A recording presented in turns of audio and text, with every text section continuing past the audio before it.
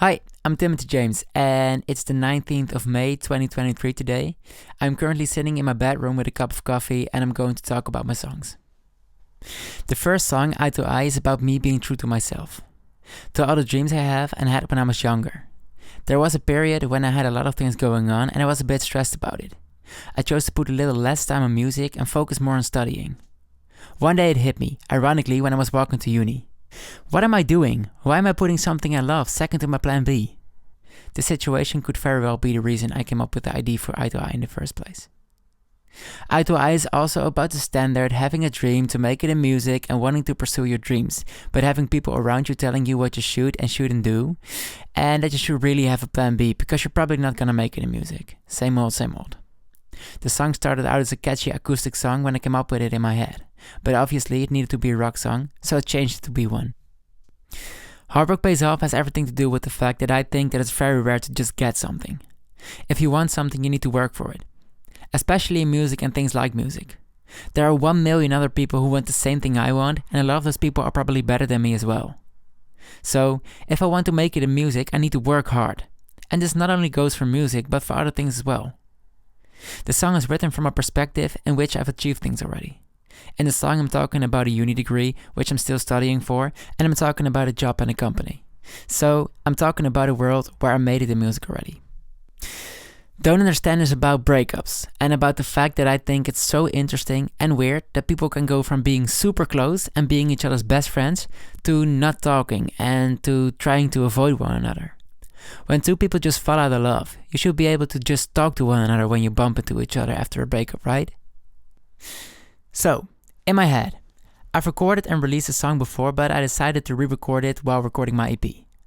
Partly because my recordings of the drums weren't good enough, but also partly because I wanted the song to be on the EP. And that means it has to meet the standards the other songs have. In my head, it's quite literally about being in my head. I often find myself being in my head about the fact that there are a lot of bad people in this world, and therefore unfortunately thinking that the world is a bad place. The song is about that, but also about me struggling with that, and about me wanting the world to be a better place in general. So yeah, you could say In My Head is a pretty sad song. As the first verse and the title of the song tell the listener, Lost in Thoughts is about thinking, and about being lost in thoughts and or the amount of thoughts. It's about being in a state of mind where thoughts are flowing. This can be a good or a bad thing. In the beginning of the song, I'm talking about it being a bad thing for me, and that I should be careful to not get lost in those thoughts. But being lost in thoughts is also a state of mind in which I can have inspiration to write music. That will be a good thing, of course. If you listen closely, you can hear I'm singing the first chorus to someone else, and the second chorus to myself.